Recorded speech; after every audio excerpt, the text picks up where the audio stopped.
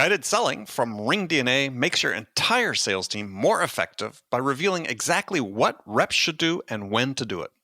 Guided selling works by transforming sales data into a curated list of prioritized sales actions. So when reps start their day, they'll never again wonder which prospects and accounts or hot inbound leads to reach out to next.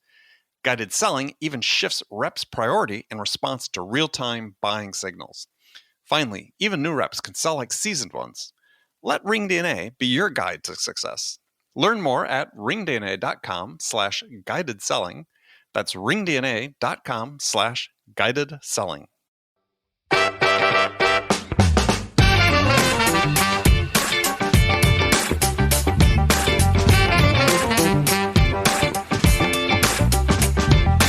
I don't know if you'd call it a skill or just sort of the disposition or personality trait of being curious. One of the ways that would manifest is by asking questions and focusing primarily on other people. And I think that that's a behavior that can be learned and will have the effect. This is sort of like, is it the tail wagging the dog? It will have the effect of making you more curious because you'll learn interesting things about people. Where if you're asking a lot of questions, you're going to be surprised at what you find. You're going to be surprised by how often your assumptions about people are wrong.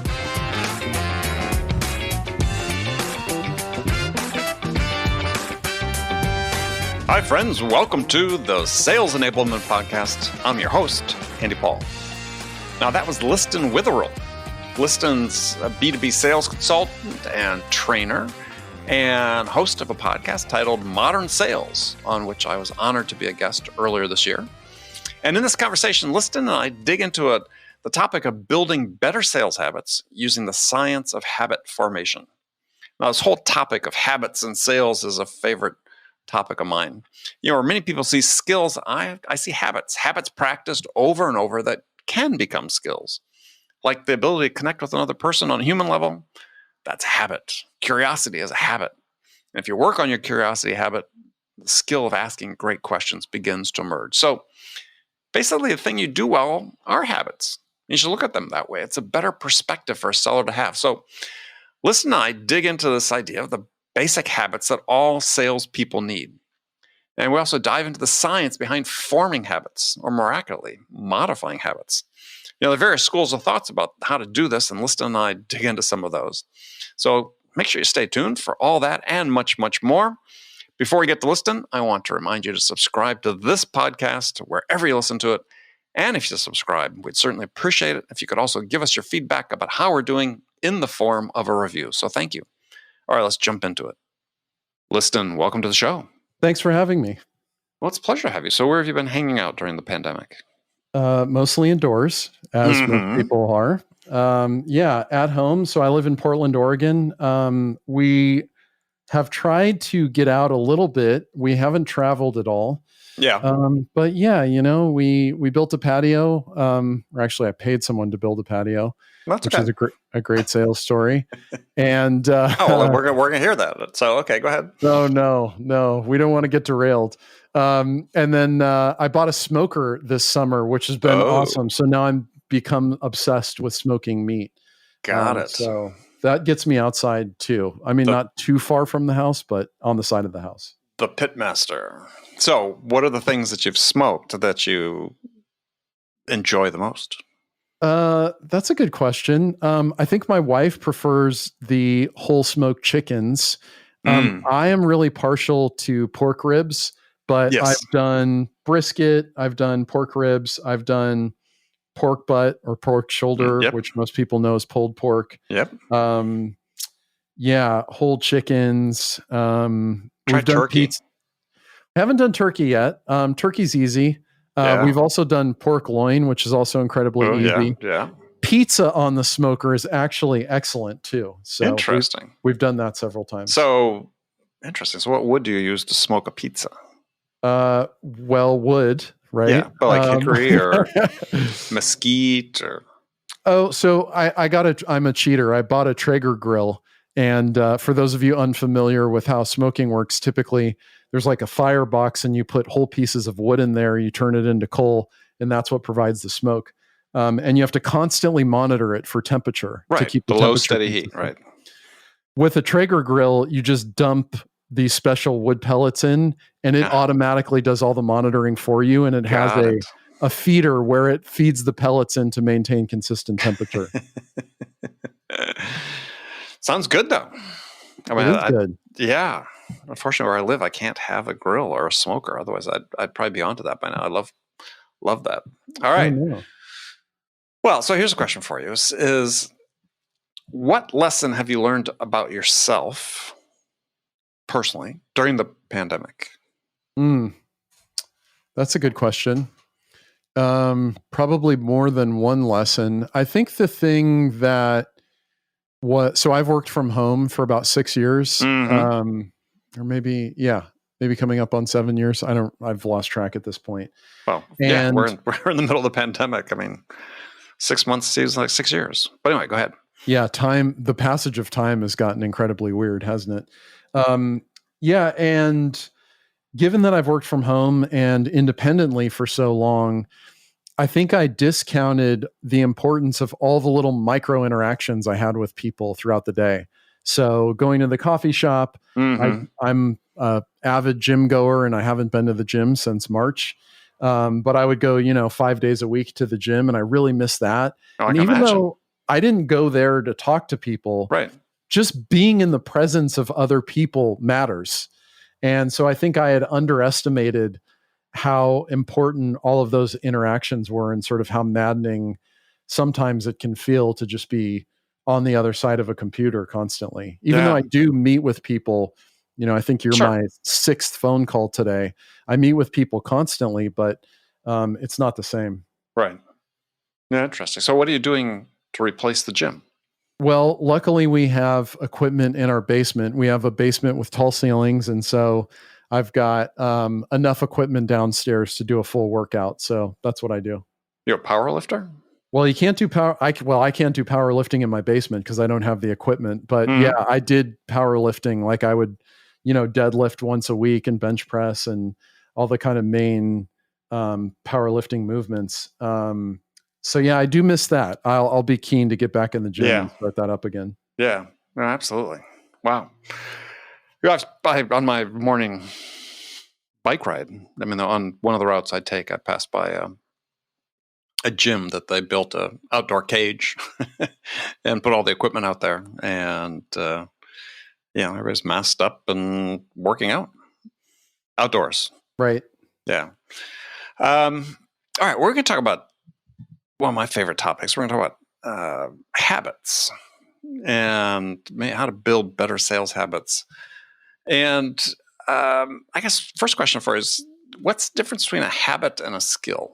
Okay. So that is a good question. So I'm just looking up the definition of a skill. It says the ability ladies and gentlemen, he's going to Google.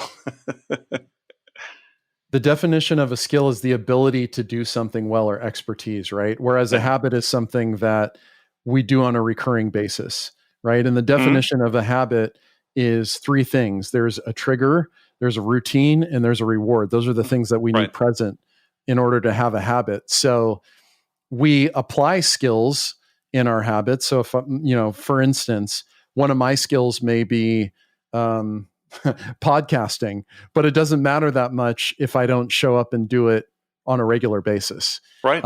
And so I think in the context of sales, one of the places where I see this manifest the most is people may have some skills when it comes to, say, prospecting, but they haven't built up the habit. They say things like, gosh, my pipeline is looking lean. I know I should be doing this more often, but I'm not. Or I'm reaching 10 prospects a week, but I should be reaching 30. And so there's sort of a lack of a habit. They know what they should be doing. They basically know how to do it. And actually their skills often will become enhanced if they make it a habit or something that they do more often, because that's what happens with practice. But the habit is kind of the missing piece. Yeah. Well, I think the habit, and that's sort of the reason I was asking it to lead into this, is that, in my mind, the habit is the base, right? You've got this behavior, and you can't become proficient at it or turn into a skill unless you do it repetitively, to your point. So I think when people think about I've got to get better at whatever sales skill, is the first step is you have to think about, how do you change your existing habit to make it something that you do on a repeated basis, consistently. Is that the question? Yeah, it's sort of a statement. And you can respond to that or not. That's up to you. So in your mind, what sort of the baseline sales habits that sellers need? I've spent some time thinking about this and written about it a fair amount. But I'm curious what's on your list. Well, it depends on their role, right? So, well, let's just take a account executive. Again, I think it depends on what are the requirements of the job of the account executives. And what I mean by that is, in some cases, there are organizations where the roles are very, very specialized, and there are clear boundaries between an SDR or a BDR, an account executive, and a customer success person, right? So I think though that in that case, one of the core habits that a salesperson needs to have, the account executive, would be maintaining and following up on their pipeline would be an obvious one, right? Where it's like, we should always be checking in and reprioritizing what are the key activities that I can undertake that will help my clients the most this week or my prospects the most this week, and are most likely to create results, right? So I'm a big believer that focusing on the results is not the right way to focus. Of course, results matter, but the right focus is, what activities do I need to do in order to increase the likelihood of driving those results? Like, in other words, you're not going to close anything or you're unlikely to close something if you're not following up or executing the tasks that you need to on your pipeline. I think another one is another habit, also a skill. But in this case, a habit, meaning you should be doing it every single time, is asking great questions and I think reflection, right? So it's not enough to ask great questions. You also need to reflect afterwards. What happened? What did I hear from the person? How could I have phrased that question a little bit differently? Did they interpret what I was asking correctly? For me, those are the kind of key things that are going to make a huge difference. And then, of course, I believe outreach is kind of a core habit that everyone needs to start adopting. And I don't mean that strictly from, contacting prospects. That could also be contacting industry thought leaders. That could be contacting people I appreciate. That could be contacting, peers at other companies. Creating a habit so that you're extending the size of your network and the resources within your network, and also giving back to that network, I think is really critical. Yeah, absolutely. And we'll maybe dig into that some more. I mean, I agree on all those that you talked about. What about mindset? Is that a habit? I don't think so. I mean, having, let's say, a growth mindset. Is that a habit? Because, I mean, you have the ability to change that, or you believe people have the ability to change and so on. But is that outlook, is that, because it can be acquired. So if a mindset can be acquired, can it really become a habit? Well, I don't think the mindset itself is a habit. I don't want to get into a semantic discussion, but I do think that, so for instance, in order to adopt more of a growth mindset, and we could get into a separate discussion about sort of free will and the plasticity of the mind and how much could someone reasonably change. But certainly most people can improve or make some marginal change in their mindset. So when it comes to a growth mindset, a habit that could lead to more of a growth mindset could be something like asking yourself why you see your sale as a zero-sum game, as opposed to a situation in which two people or two entities can both win, right? And there can be a world of abundance. A habit could be some sort of mantra or phrase you repeat that can lead to more of a growth mindset. Sure. Affirmations, right? Yeah. Yeah. I mean, that can contribute. That something that you do that in order to, on a daily basis, in order to remind yourself, if nothing else, is a trigger, if you will. Right. But I don't think the mindset itself is a habit. Yeah, I'm not sure I agree, but yeah, okay, understand. We'll make your argument.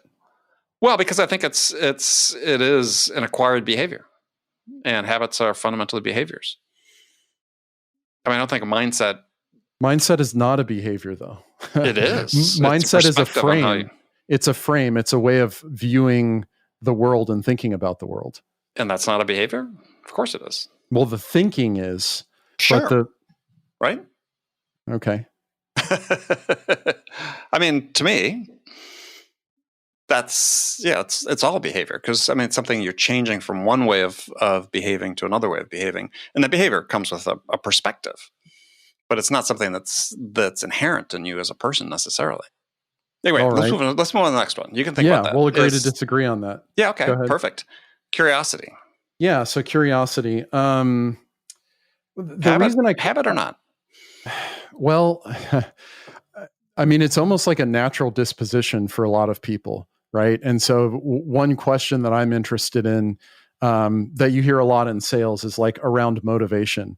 How much can you give someone else motivation or make them more motivated? Right. And I would intrinsic versus extrinsic. Sorry, easy for me to say. Yeah, go ahead. That's right. And I would argue you can make a small difference, but there's not a lot you can do to make an unmotivated person motivated, right? And some people will just be naturally more motivated or aggressive in the way they approach the world. Mm-hmm. Same thing with curiosity. I do think there are ways to become more curious, and I think the manifestation of having I don't know if you'd call it a skill or just sort of the disposition or personality trait of being curious. One of the ways that would manifest is by asking questions and focusing primarily on other people. And I think that that's a behavior that can be learned, and will have the effect. This is sort of like, is it the tail wagging the dog? It will have the effect of making you more curious because you'll learn interesting things about people, where if you're asking a lot of questions, you're going to be surprised at what you find. You're going to be surprised by how often your assumptions about people are wrong, or about how unlikely it is for you to be able to know as much as you think you know about other people. So yeah, curiosity, I think, is an important habit. And I follow your stuff, Andy, so I know it's kind of a core tenet of what you talk about. And it's you find that very important as well. And I think there's no two ways about it. The curious person will be more successful when it comes to selling than the person who is more self-interested or just oriented towards going out and pitching and, talking your ear off. Yeah, I agree. And it's interesting you brought up that last point, is because I have an article open on one of my devices somewhere. Unfortunately, it's not in front of me. I think it was in the HBR, Harvard Business Review, about article that the headline was, curiosity is more important than intelligence, in terms of success. And I think that's the case.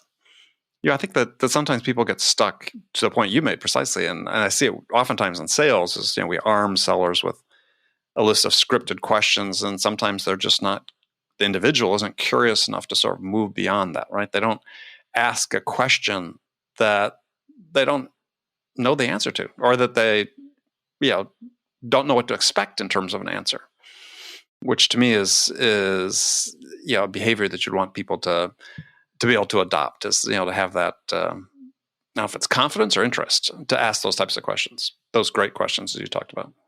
Yeah. And that's, you bring up a good point there is, for curiosity to be genuine, we can't just be robots or monkeys asking questions about where someone grew up, or, whatever the sort of standard questions are. Do you do X?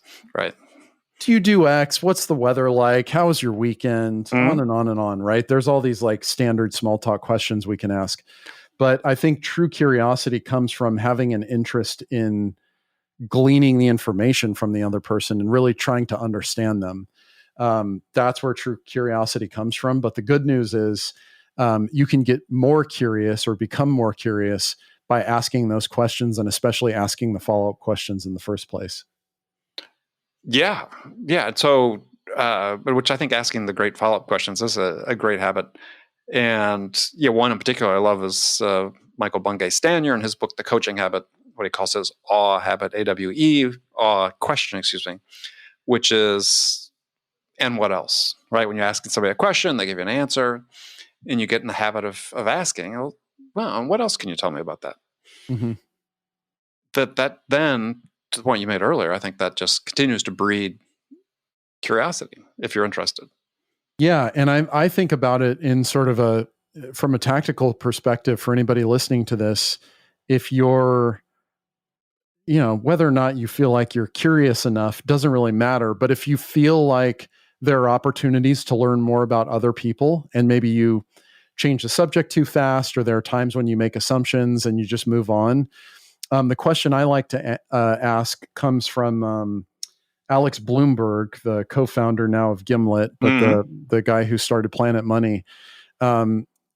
His key question, which also comes from Ira Glass, This American Life, is what do you make of that? So someone will say something, in this case, we're in a sales environment and our prospect says something about particularly the problem that they're having. I would always ask, what do you make of that? And I think the power there is they're then going to try to come up with an explanation, and it can shine a light on how good that explanation is, sort of what else is going on with them. And the more we ask these follow-up questions, and what else, what do you make of that? There's lots of other variations of this. If we ask that question 2, 3, 4 times, you'll be shocked at how much more you learn as opposed to whether you just moved on from that. Absolutely. I mean, it's, I think sellers get so anxious to get through the list of questions they have oftentimes that, they don't devote the time to stop and say, oh yeah, they really opened the door for me to ask a follow-on question. Let me do that. And the simple one, what do you make of that? And what else can you tell me about that? Oh, that's really interesting. Tell me more. All examples of things that you don't need to have any knowledge, any greater knowledge about the subject in order to ask those. And people love to respond. Exactly. Yeah, I totally agree. So another thing about questions I'm interested in your perspective on is, and this is an area that I see increasingly that's missing. And I think partly because sellers are being trained that this personal connection is less important with buyers than it used to be, which I completely rejected out of hand. But for me, when I was in the midst of my sales career before doing this stuff, is I understood that people had dual motivations for the decision they were undertaking to make. That they had something from the company perspective, hey, this is what's best for the company, and they always hold this what's best for me as an individual. And I think a really important habit that I've always worked with sellers to develop is make sure that you ask about both perspectives when you're asking questions. Because in essence, I believe that if you have 5 stakeholders that are making a decision, that when you understand their motivations on 2 levels, you really almost have 10 stakeholders. And you really need to understand the perspectives of each of those. What do you make of that? I see what you did there. I agree with you. I think it's tricky to thread the needle 10 different ways, right? At some point, we need to decide what's in and what's out in the way that we're approaching our sale. But generally, more information is better.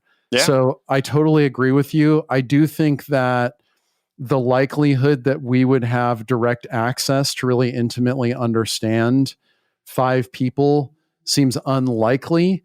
But certainly your point stands, which is it's not enough to just understand the company's goals.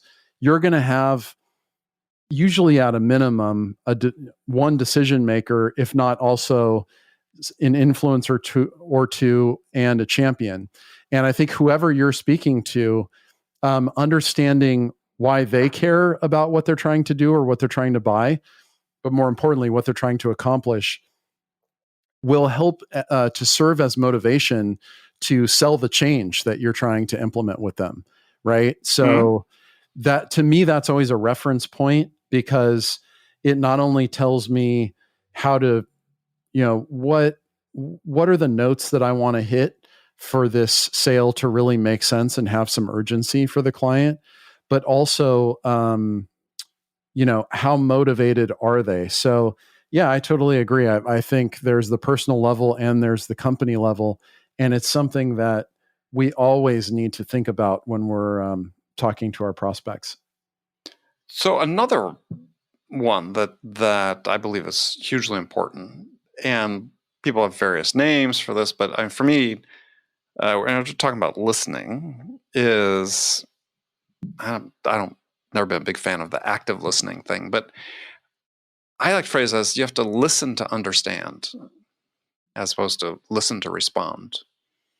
What do you talk about in terms of a listening habit? Why do you not like active listening? Because I've seen too many people practice it where it's an affectation as opposed to actually listening to understand. Okay. Well, that's a separate problem. Yeah, but still. But oftentimes in sales, we know that we see this problem all the time, especially, again, for less experienced people, a little more reliant on the script, is they're just listening to hear somebody stop talking so they can ask the next question. Right. And I would say what that reveals is a lack of mastery in the material and the sales process, right? Because if you're doing, I think what you're saying is active listening is a way for people to go through motions without listening. But yeah. I think you can, you're going to have the same problem if you instead say, listen to understand. Like, they're going to have the same problem, which is they're always thinking about the next thing that they want to say. And they're not thinking about what the person is actually saying or what they can do with that information. So I think what that's revealing is this lack of mastery in my material. So if I understand my sales process and I don't have to reference a script, that is actually going to free me up a lot more in order to be in the moment and talk to the person, right? Because I already have it down pat. I know in my mind, I have a mental model for how I want this conversation to go, and the different points at which we can make a left turn or a right turn or whatever it is. Go ahead. Well, I was going to say, I didn't realize my mic was so sensitive you could hear me catch my breath. Well, I think the listening goes hand in hand with the curiosity. When I say to listen to understand, is part of it, it's a part of your human selling skills are that you're attuned enough to the person you're speaking with that whether you've got to the point where you understand, whether it's 3 times you're following up with, what do you make of that, and so on, or 4 times, or where you understand, you have the confidence that you understand. And maybe what I always like to do is actually ask them to make sure and verify that I understood. But I think that's so important as a habit to get into, because I think understanding is a huge source of value for buyers. One of the complaints about sellers is, well, they don't really understand what I'm trying to do here, right? And if you can make people feel understood, which we know from Maslow is one of people's basic human needs, I think there's tremendous value there. Well, I will point out that verifying that you understood them is a key cornerstone active listening behavior. So sure. Yeah, I mean, and I agree. This is exactly how I coach my clients, is if we repeat what we understand from the client and ask them, did I get that right? Or would you like to clarify something or tell me I'm totally off base? Do it, because I want to know. My goal is to understand, not just, listen to you talk so I can get out my next question. Totally agree with you. I think, embedded in this idea of curiosity is we do have to care at some level, right? So if you genuinely only care about your bonus, your commission, hitting your numbers, right, buying. Right. I once had a rep from HubSpot, which is one of my favorite stories to tell me that he was really excited to buy a new condo. And if he closed this deal with me, it would get him closer to buying the condo. And I was like, wow, I can't imagine a more self-serving, narcissistic start to this conversation. Well, he'd probably been told to say that, though. he'd probably been encouraged by a manager to say, look, this is how you're going to build a connection with the buyer when you're be completely transparent about your motivations. And yeah, you want to be transparent about your motivations if they're the right motivations. Right. So you bring up a really good point there, and I want to come back to curiosity in a second. But I had someone on. I'm doing this series right now called Client Con. It's an online speaker series, and I had someone on who, you hear this advice all the time, like be authentic, right? And I've recently also separately had a different person on my podcast who said that, and I was like, you're saying be authentic, but if someone's a jerk, right, you're not going to give them the advice to be authentic. That's not really what you're asking for, right? You're saying... That's a good point. I never thought about it that way. Yeah, what you're really saying is care about the person and express that you care about them. Like that is what creates a sort of collaborative, meaningful relationship. It's not authenticity, right? So, if I go to someone and say, I just want you to know before we start this conversation, the only reason I'm here is to hit my quota, go, right? Like that, that's authentic, but that's not going to solve the problem of having a really piss poor approach to sales. Right. So back to this idea of curiosity, I was listening to a podcast with Ken Jennings, the famous Jeopardy champion. Jeopardy champion, yeah. And he was talking about memory. And, he must get asked this all the time. How do you have such a great memory? And he was like, he was saying not just him, but people who are good at trivia, they don't have some sort of superhuman memory. They're just interested in way more things than the average person. And when you're interested in things, you're more likely to remember them. And so, going back to this idea of habits, if we do ask questions, and one of the rewards, we haven't touched on the habit loop, but I mentioned it earlier. There's a cue, right? We're on a sales call. My routine is I'm going to ask open-ended questions and follow up with, and what else? Or what do you make of that? And then the reward can be the interesting stuff I learned that I never would have known about this person. And now I have a better relationship and wow, voila, a better opportunity than I had before. So I think having that genuine interest is a bit of a precursor. I'm not totally sure how to make an absolute narcissist interested in other people. I'm not sure that that's possible, right? So I do think one exercise, I'm sure you've heard this before, Andy, this is like sales training 101, is like, write down 3 things that you find interesting about people and ask questions about those things. So like, where did they go to school? Where did they grow up? Whatever it is, find something to be interested in about everybody, because there are definitely moments of real connection that could be found, right? And there are things that you genuinely are interested in about total strangers on average, right? Again, narcissists can just hang up now and stop listening. But, that's my feeling, is like the one thing that we were nibbling on that needs to be said directly is there has to be some genuine interest there. Yeah. Well, let me ask a sort of related question, because we were talking about this human connection and I had a long conversation with somebody I interviewed on the show yesterday that by the time people hear this will probably have just come out as well. Is likability a habit? And is it important?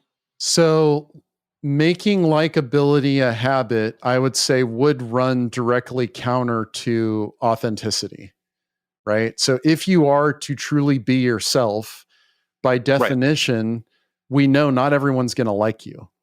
And whatever your personality is, some people will be more drawn to you than others, period. Right.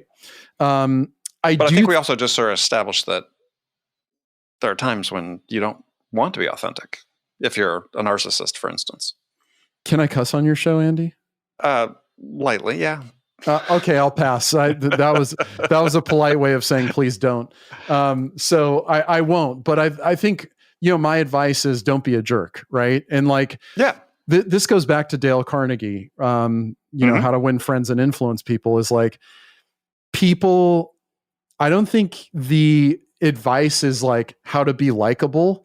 The main takeaway for that book, in my opinion, is how to be more other oriented and how to be more considerate, right? How do I empathize more with what someone else is going through and not treat them as some sort of two-dimensional flat being, right? They have like all kinds of things going on in their lives. And so there's lots of ways for me to empathize with them. So I don't think that likability is a habit, but I do think being considerate could be. Yeah, is it a habit or a skill? I don't know the answer to that. But it is. I think more than likability in sales, being considerate is very important. Which can make you likable. Yeah.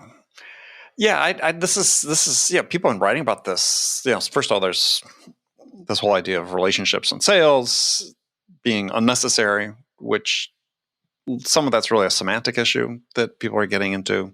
Yeah, we don't need to be taking people out to play golf and take them to dinners, but by virtue of working with someone to help them achieve something, there is a relationship, a connection. Right. And yeah, to your point earlier, there are lots of jerks in sales, and some can do well.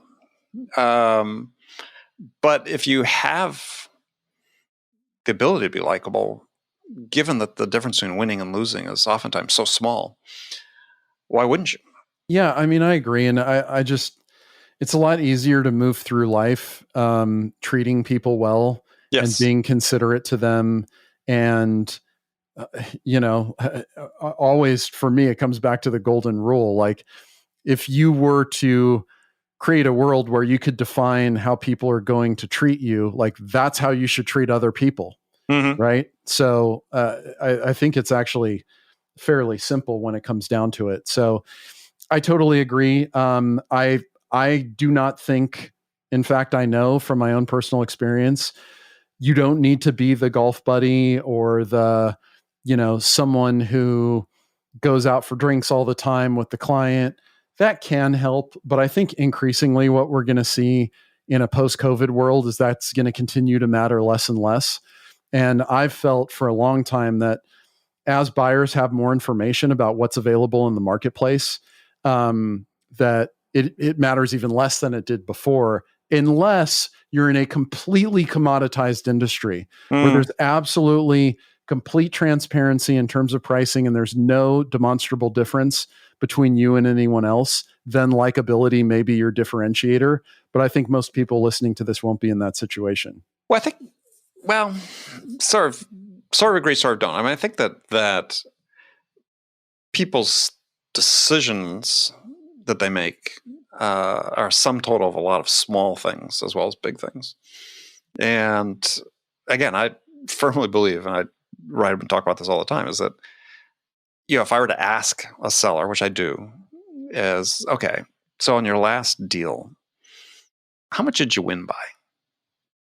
I mean, what was your margin of victory? Did you win by 1%? Did you win by 10%? Quantify for me how much you won by.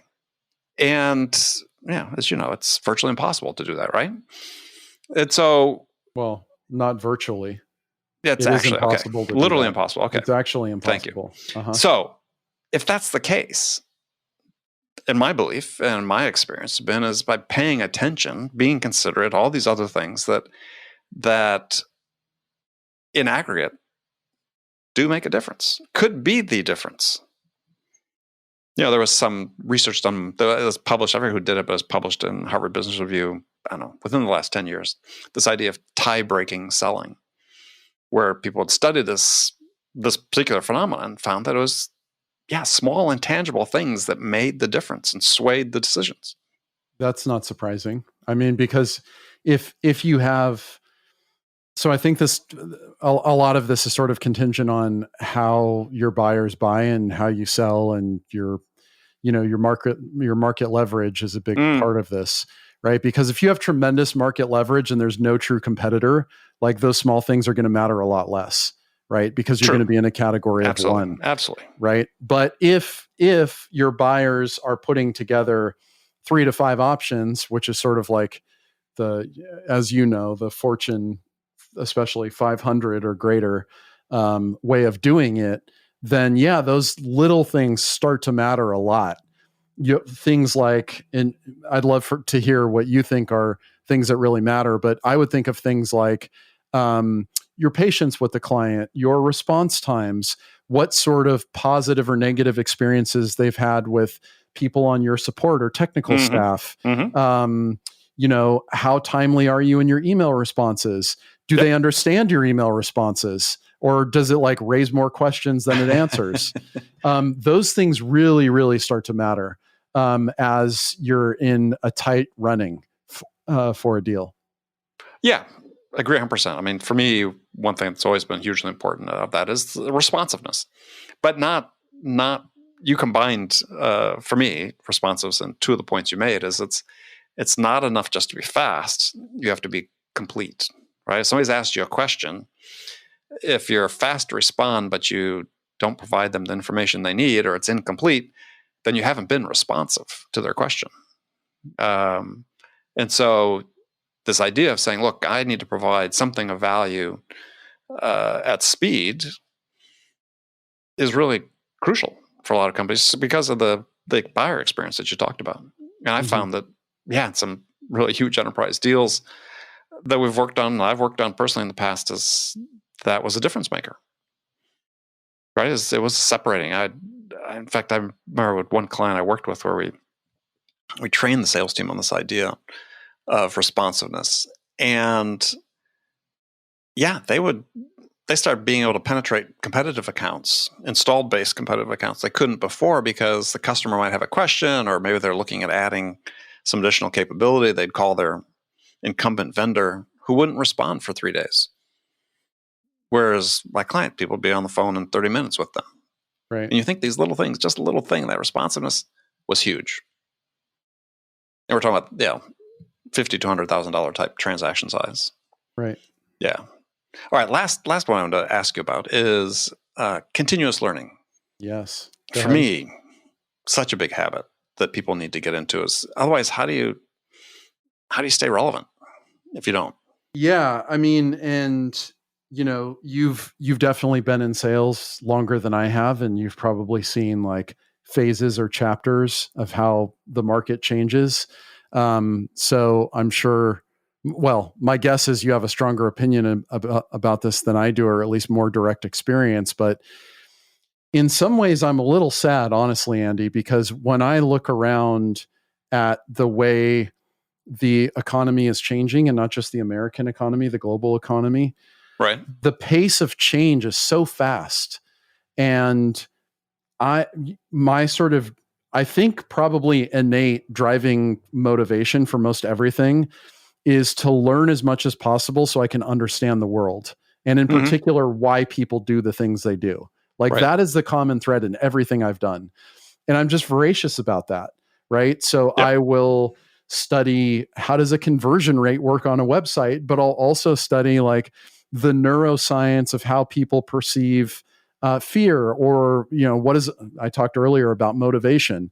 Another kind of question that you and I have talked about privately before is, how good is a personality test at telling us anything that we want to know?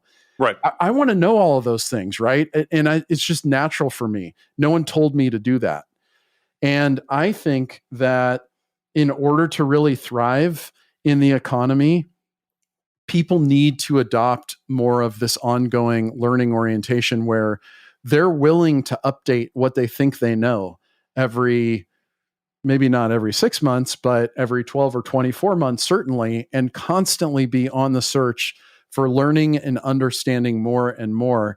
And just from a concrete perspective, one of the big forces that's, really making this mandatory is computing. And artificial intelligence is vastly overused and it doesn't truly exist, but it's possible that it will. And it's certainly true that there are systems that feel intelligent that can replace people in what they're doing now.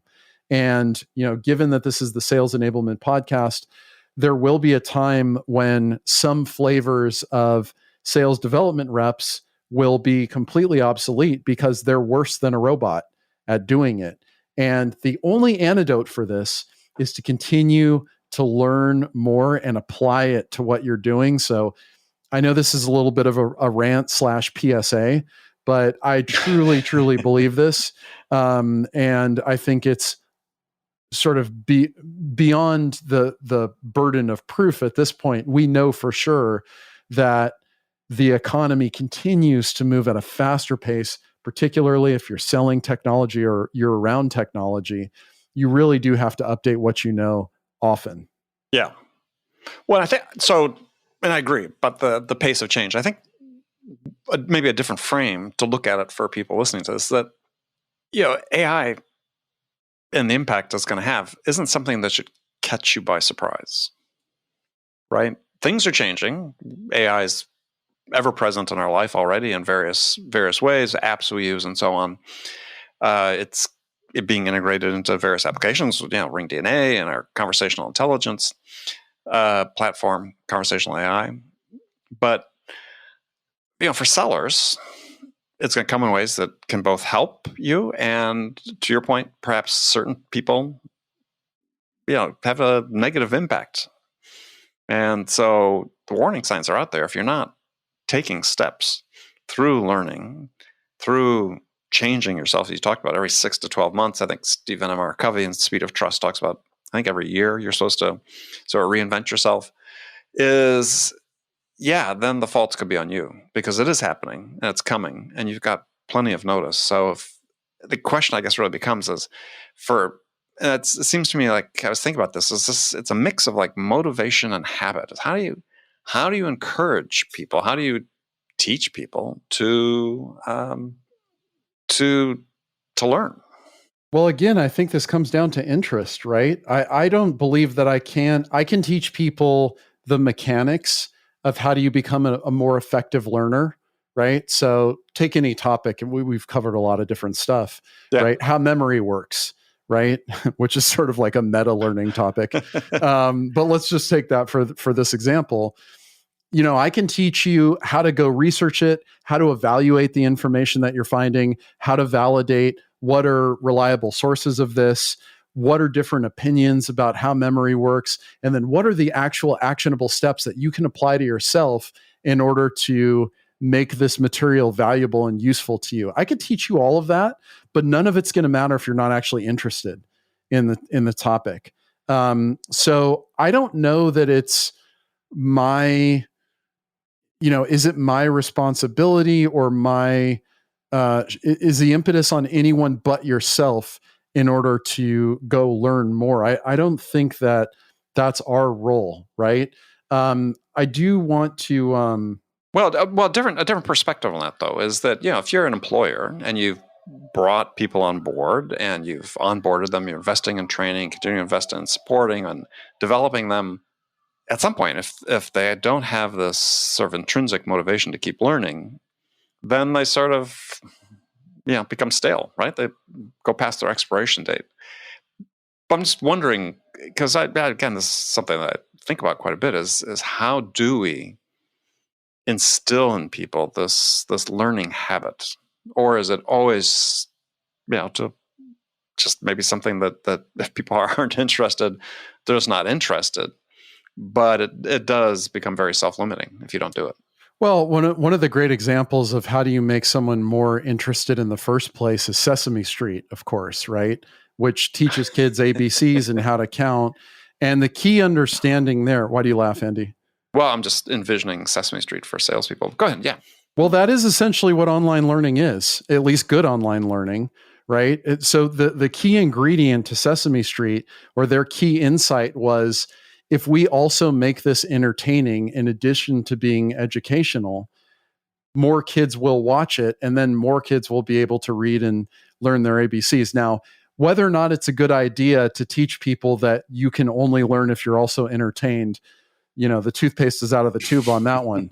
But that's what we expect, right? I mean, I don't know about you, but I go to YouTube to learn all kinds of nerdy things. Yeah. And the channels that hold my attention are entertaining in addition to being informative. And so I think, that's not to say, dress up in costume and make, do a K-pop song version of your sales playbook.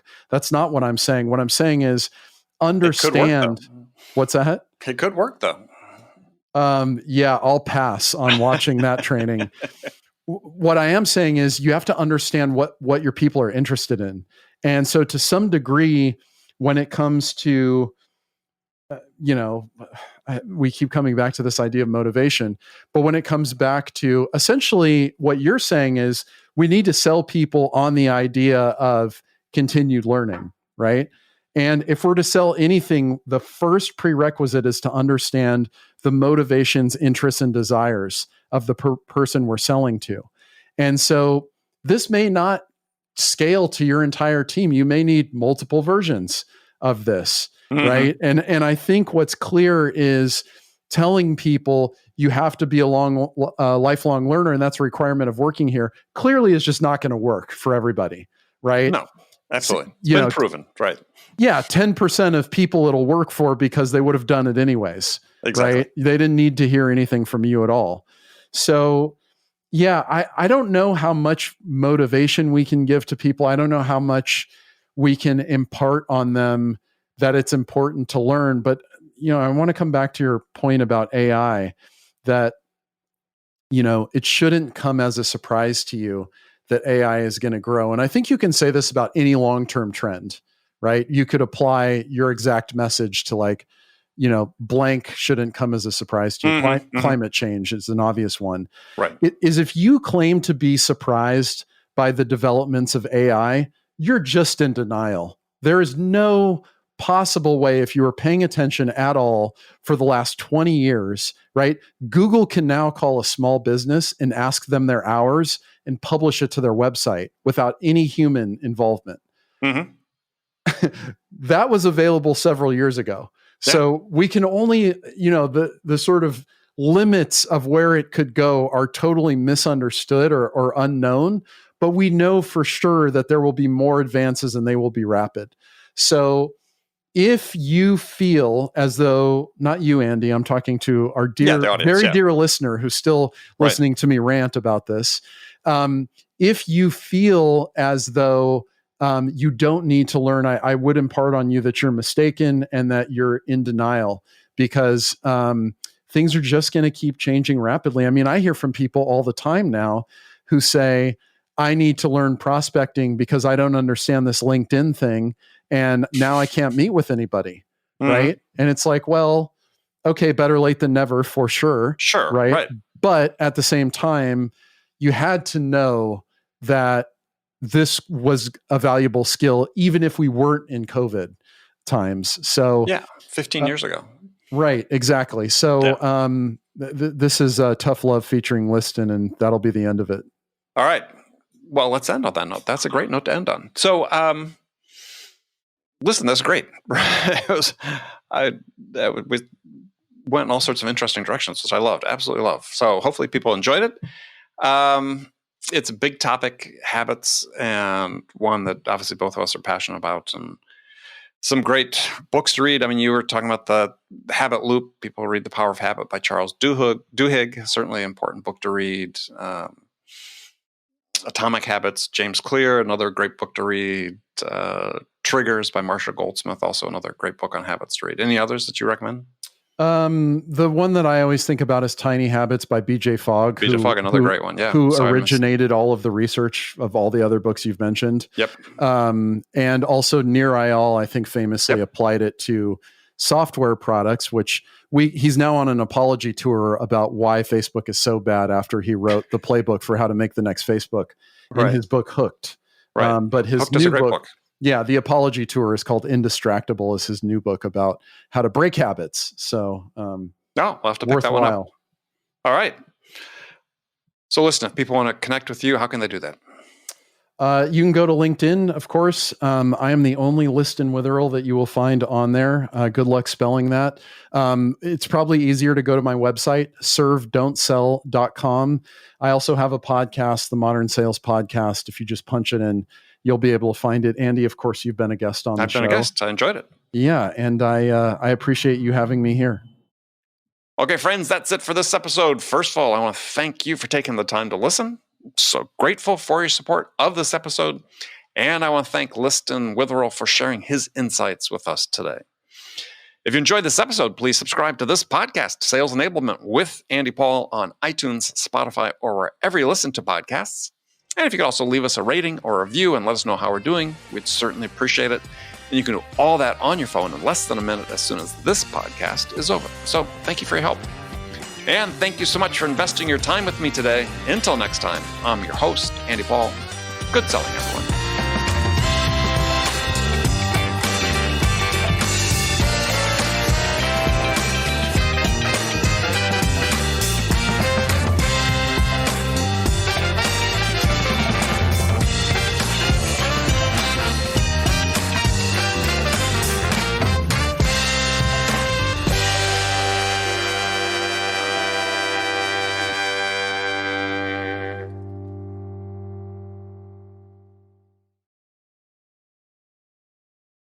RingDNA is the leading sales enablement platform that uses AI to help scale business growth. Trusted by the top companies across the globe, RingDNA offers a suite of powerful tools for every sales role. The RingDNA Dialer radically improves sales productivity and call connection rates, while guided selling helps reps know exactly what to do and when to do it.